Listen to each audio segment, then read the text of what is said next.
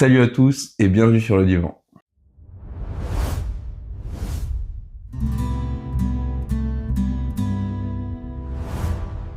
Salut. Aujourd'hui, on va parler de la Coupe du Monde de football qui va commencer le 11 juin. La plupart des équipes ont sorti tous leurs sélectionnés, on a les calendriers et on va un peu vous donner notre avis dessus et sur les grosses confrontations qui vont avoir lieu en tout cas dans les phases de poule. Exactement, on aura un premier match, donc match d'ouverture qui sera Mexique-Afrique du Sud, parce qu'il faut savoir que la Coupe du Monde se dispute sur 3 pays, États-Unis, Mexique, Canada, et donc ça sera le match d'ouverture Mexique-Afrique du Sud le 11 juin. On va parler de l'équipe de France, évidemment, avec les sélectionnés et le groupe des Bleus. Donc on aura la France, le Sénégal, l'Irak et la Norvège. Ouais. Un groupe abordable. Un groupe abordable sur le papier. Attention au Sénégal, mais un groupe qui est quand même abordable au vu du niveau de l'équipe de France. Je pense que sur le papier, vu l'équipe qu'on a, c'est faisable. Après, il faudra être prudent. Le Sénégal qui vient de gagner la CAN, finalement perdu un peu cette polémique. Mais je pense que les Sénégalais, ils vont avoir faim et on sait que c'est très costaud, c'est athlétique, il y aura des grosses chaleurs. Donc, il faudra être prudent. Également la Norvège. Ouais, c'est vrai qu'il faudra beaucoup penser au climat, parce que déjà les décalages horaires qu'il y aura et surtout le climat qui va être assez chaud, très sec. Je pense, notamment au Mexique. Donc voilà, donc on aura un premier France-Sénégal le 14 juin. Ensuite, on aura France-Irak le 22 et Norvège-France donc le 26 pour clôturer notre phase de poule. On va parler de la sélection de Didier Deschamps du coup, avec quelques surprises et quelques absences aussi, notamment celle de Florian Thauvin qui a réalisé une superbe saison avec Lens, qui vient de gagner la Coupe de France et qui, je pense, choix tactique de la part de Didier Deschamps, il a préféré prendre Jean-Philippe Mateta de Crystal Palace par exemple, ou Marcus Thuram, ou Akliouche, le jeune de Monaco. À noter l'absence du coup de Kolo Muani, qui a complètement un peu disparu des radars. Compliqué en fait. Il est à Tottenham en Angleterre et il a complètement, on va dire, raté sa saison. Ouais, on a une grosse blessure aussi. Grosse blessure également de celle d'Ekitike. Ouais, qui va faire quand même un trou parce qu'il fait une superbe saison. Il faisait une superbe saison avec Liverpool, donc il sera pas là. Après, on a du classique avec une attaque hors norme. On a du Mbappé, Dembélé, Barcola, Doué, Michael Olise, Cherki. Cherki, ça fait une très très grosse attaque. Enfin, en termes vraiment d'individualité forte, je pense qu'on a quand même une des meilleures attaques de la Coupe du Monde et surtout en potentiel parce qu'on a beaucoup de très jeunes aussi qui sont déjà sélectionnés. On a du talent brut comme on sait souvent en produire en France. Moi, c'est plus le milieu de terrain qui a tendance à m'inquiéter un peu. Un petit peu léger, Tchouaméni, Camavinga qui n'est pas là, qui a pas été retenu par Didier Deschamps. Tchouaméni qui fait pas sa meilleure saison. C'est mitigé, surtout au sein du vestiaire du Real Madrid où il y a eu pas mal de disputes. On a Rabiot, on a Kanté, les classiques. Kanté quand même c'est la belle surprise parce que je pense que pour un vestiaire c'est important d'avoir des gens comme ça. Ouais, et même c'est un mec qu'on n'entend pas, qui parle pas et en fait qui montre juste l'exemple en faisant. Et un mec comme ça c'est quand même quelque chose en or parce que c'est un avantage d'avoir un joueur comme ça dans l'équipe. Après, on a du classique derrière, Upamecano, Saliba, les deux frères Hernandez qui ont été sélectionnés. Ouais. La surprise aussi, c'est Lucas Chevalier. Oui. Qui a fait une saison malheureusement quasiment vide parce que remplacé très vite au Paris Saint-Germain par un autre gardien. Et donc, c'est Risser, le gardien de Lens, la surprise, qui sera le deuxième ou troisième gardien de l'équipe de France avec notamment Mike Maignan. Après, surprise, faut dire que Lens fait quand même une grosse saison. Exactement. Je pense pas qu'il sera premier gardien, mais après sur une blessure de Mike Maignan, ça peut être quelqu'un quand même qui sort d'une énorme saison, qui a beaucoup de confiance. Et pour la défense, c'est pareil, on a quand même une défense qui est pas trop mal. C'est du classique, on a les Théo Hernandez, Upamecano, Saliba, Malo Gusto à droite ou Koundé. Ouais, c'est quand même ça vient de grands clubs, Saliba qui gagne le championnat d'Angleterre. Arsenal champion effectivement. La finale de la Ligue des Champions n'a pas encore eu lieu au moment où on vous parle, mais potentiellement aussi Ligue des Champions si jamais ils arrivent à battre Paris. Voilà, donc PSG Arsenal qui sera donc la finale de Ligue des Champions dans quelques jours au moment où on tourne. Donc il y a pas mal de sélectionnés qui vont avoir à cœur aussi d'aller chercher cette Coupe d'Europe et donc ça amènera quelques changements peut-être dans les têtes aussi. On a d'autres grosses sélections aussi qui peuvent être intéressantes à ce mondial, notamment le Portugal avec la dernière de Cristiano Ronaldo quand même, il faut en parler. Normalement la dernière. Normalement la dernière, il y aura également Messi qui sera normalement je pense avec l'Argentine. Il y aura quand même quelques derniers vestiges des légende comme ça. On allait en parler, mais Neymar aussi. Neymar qui a été sélectionné. C'était la surprise un petit peu au Brésil, avec l'absence de João Pedro, l'attaquant de Chelsea, qui a marqué quand même, je crois, 15 buts en première ligue cette saison, et qui a pas été appelé par Ancelotti, et il a préféré Neymar. Bah, c'est très étonnant, parce que quand on voit l'état physique de Neymar, déjà, ses blessures qui ont quand même ruiné sa fin de carrière, son état athlétique, son niveau de jeu, ça interroge quand même beaucoup. Est-ce qu'il est là juste pour être un peu un symbole ou pour tenir un vestiaire? Est-ce qu'il va jouer? Enfin, c'est quand même assez bizarre. Je pense honnêtement qu'il y a pas une pression médiatique, mais on n'est plus sur un Brésil de Ronaldo, Ronaldinho à l'époque, des grosses montures comme ça. Donc, le Brésil, ça manque un petit peu aujourd'hui de grosses figures. Donc, je me demande si on l'a pas appelé pour juste voilà pour avoir un nom clinquant, un peu une légende. Et même si pour moi c'est une légende, mais sans l'être, parce qu'il a pas raté sa carrière, mais c'est quelqu'un qui aurait pu avoir une carrière bien meilleure que celle qu'il a. Et surtout, elle finit avec beaucoup de blessures. Et même là, il paraît qu'il a déjà un pet. Donc, je sais même pas si le gars va vraiment aller jusqu'au mondial, mais bon. Voilà, ça a été un petit peu la surprise. Côté anglais aussi. Le sélectionneur allemand, donc Thomas Tuchel, qui s'occupe de la sélection anglaise. L'Angleterre, on sait, c'est une équipe qui a toujours un vivier énorme, notamment offensif, mais qui a jamais fait grand chose en finale dans ces compétitions. Même milieu de terrain, qui a toujours été aussi des bons milieux de terrain. Et donc là, on aura du classique, on aura du Declan Rice, on aura du Harry Kane, des joueurs comme ça. Mais il y a beaucoup d'absents. Phil Foden de Manchester City, Jack Grealish qui s'est blessé avec Everton. Surtout la grosse absence, c'est celle de Cole Palmer de Chelsea. Ouais, moi je sais que t'aimes bien le joueur, mais vu la saison qu'il fait, la saison de Chelsea, c'est Chelsea qui vient de s'incliner d'ailleurs pour la dernière journée au moment où on tourne de Première Ligue et qui finit 10e, qui jouera aucune coupe européenne la saison prochaine. Et en fait, Cole Palmer, il est un peu passé à travers. Bah, je pense que ça soit Joao Pedro ou Cole Palmer, il paie un peu la saison de Chelsea. Complètement. Mais c'est vrai que Palmer, c'était un peu la petite pépite anglaise. Il y a encore 2 ans, tout le monde en parlait. Et finalement, il sera même pas à la Coupe du Monde.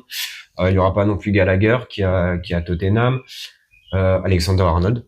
Alors ça, par contre, c'est quand même assez étonnant. Hein, c'est pareil, c'est un joueur qui était assez exceptionnel à Liverpool et finalement son passage au Real Madrid est très il y a eu des blessures, il y a eu des moments de doute et c'est vrai que c'est un petit peu la surprise. Donc de toute façon, le Real de Madrid dans l'ensemble fait une saison assez mitigée. Le vestiaire c'est une saison blanche. Et le vestiaire est quand même très disloqué, beaucoup de. Et je pense que ça impacte. Nous, par exemple, on rentre Chouameni Mbappé parce que Mbappé, ça reste quand même un très bon joueur. Mais beaucoup de sélections prennent pas trop les joueurs qu'il y a là-bas parce que la saison est très mauvaise, en fait. Et les joueurs le payent. Le vestiaire, ça s'entend pas, c'est beaucoup de duels d'ego, c'est compliqué à gérer, ça va pas en s'améliorant, j'ai l'impression. Pas du tout. Maguire aussi. Harry Maguire, le défenseur de Manchester United, alors qui a toujours ouvert beaucoup de débats parce que souvent pas au niveau et en sélection. Pour moi, il a toujours mouillé le maillot. Pour moi, c'est un gars de vestiaire quand même important, mais il a pas été sélectionné non plus. Je suis d'accord que c'est son niveau de jeu, des fois on a tous vu des vidéos où il fait des choses où on se demande ce qu'il fait, s'il a 2 câbles qui se touchent ou pas, mais après ça reste quelqu'un qui est quand même capitaine et qui, je pense, arrive à réunir les gens autour de lui. Ça peut manquer dans un vestiaire, surtout sur une compétition aussi longue que la Coupe du Monde, et surtout avec beaucoup de jeunes joueurs aussi en Angleterre. Donc pour moi c'est ça, les grosses sélections qui, je pense, il va falloir surveiller, évidemment l'équipe de France, que je pense qu'on a une des plus grosses attaques sur le papier. Le Portugal. Avec le milieu de terrain. L'Allemagne aussi. L'Allemagne, mine de rien, on a toujours des superbes joueurs et Neuer qui est sorti de sa retraite d'ailleurs. Oui. Qui revient. Alors Neuer, il fait une saison quand même assez compliquée. Je sais pas si c'est le meilleur choix pour un gardien numéro 1. Après, l'Allemagne, c'est toujours surprenant, même si on est plus sur une grosse équipe d'Allemagne comme on a pu connaître en 2014 ou même en 2006.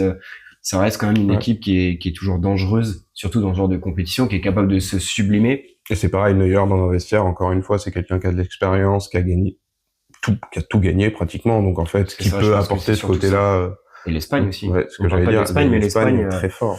On a vu l'Espagne donc championne d'Europe actuelle, donc on connaît sa force avec les joueurs qu'ils ont, c'est les Lamine Yamal, les Olmo, les Cucurella, Cucurella qui fait une saison très moyenne à Chelsea, mais bon, qui reste quand même une valeur sûre. On sait que l'Espagne, c'est toujours une nation qui est très compliquée à jouer dans les compétitions. Je pense qu'ils feront partie des favoris pour moi. Dans les nations africaines aussi, on peut avoir des grosses équipes. Le Maroc.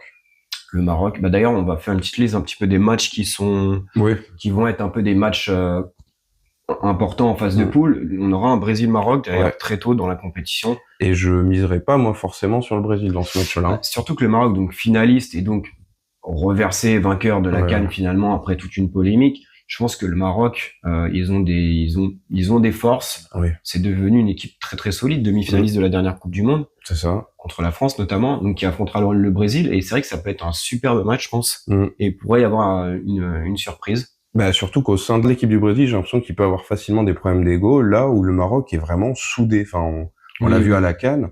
C'est une équipe qui est vraiment soudée avec un très bon système de jeu, un bon entraîneur, des joueurs qui jouent pour les autres. Et je pense que c'est beaucoup mieux une équipe comme ça qu'une équipe comme le Brésil qui peut avoir des gros problèmes d'ego. La seule force du Brésil, en fait, ce qu'on peut avoir, c'est peut-être Ancelotti, leur entraîneur qui est quand même une légende, qui a tout gagné, que ce soit avec le Milan AC en club, le Real Madrid. Enfin, le gars a un palmarès énorme et sait tenir des joueurs. Il a quand même entraîné le Real Madrid avec de gros joueurs et a gagné avec des champions. Donc, je pense qu'il peut être capable de sublimer le Brésil, mais j'attendrai pas non plus un Brésil stratosphérique en vue des joueurs qu'ils ont. Et je le vois pas dans les 4 derniers mois, le Brésil. Moi non plus. Après, on aura des matchs très importants aussi, très sympas à voir. On aura un Belgique-Égypte. En parlant d'équipe africaine, l'Égypte qui, mine de rien, alors Mohamed Salah normalement devrait être là. Sûrement sa dernière aussi. Lui qui a terminé également, qui a fait ses adieux à Liverpool. Oui. Donc je pense qu'il aura à cœur aussi de briller avec sa sélection.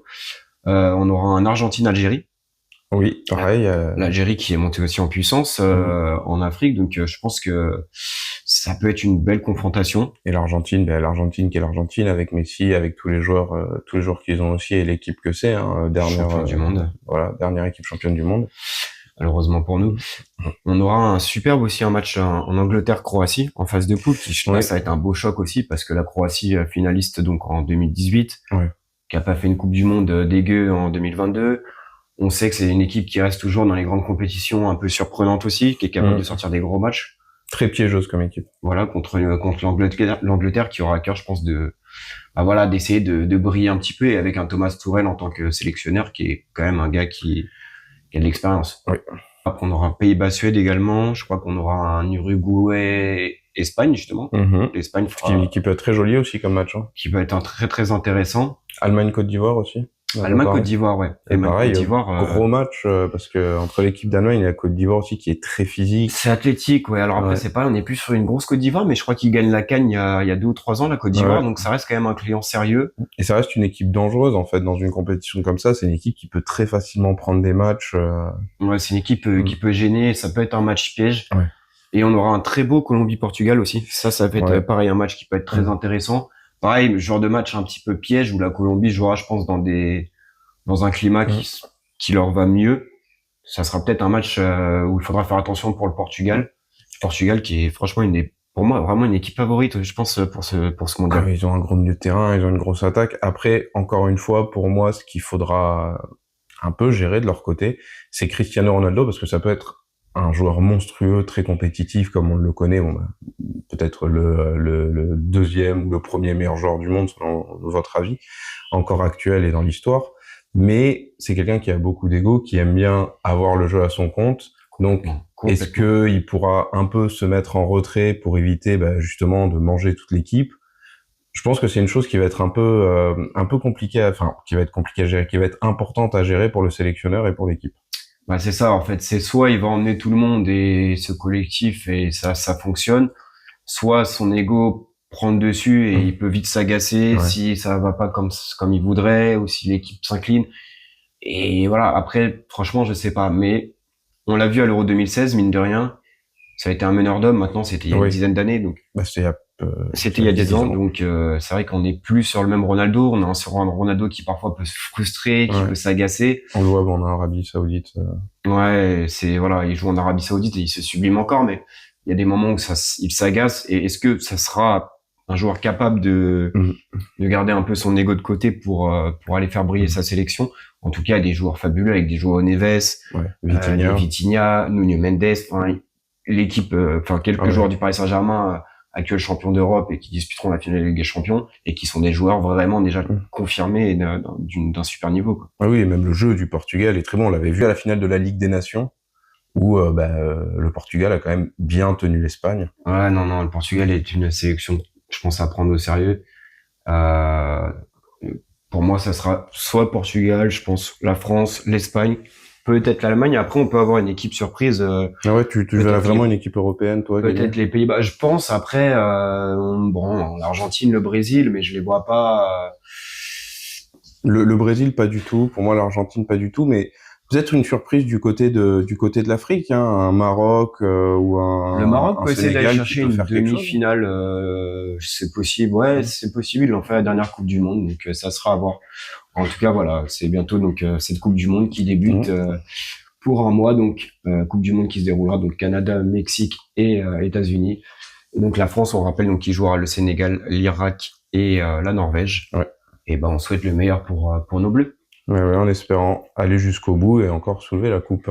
Pour la Voilà. dernière de Deschamps aussi, on n'en a pas La parlé, dernière de mais ce Didier sera la Deschamps dernière avant de Deschamps. l'arrivée potentiellement de Zinedine Zidane en sélectionneur. En tout cas, Deschamps qui nous a rapporté énormément. Finale de l'Euro, une victoire en Coupe du Monde, une autre finale de Coupe du Monde. Et ouais. C'est quand même un très très beau parcours que nous a fait Didier Deschamps avec les Bleus pendant plus de 10 ans. Bon, et bien sur ce, on vous souhaite une bonne journée et à la prochaine. Salut ma poule. Ciao.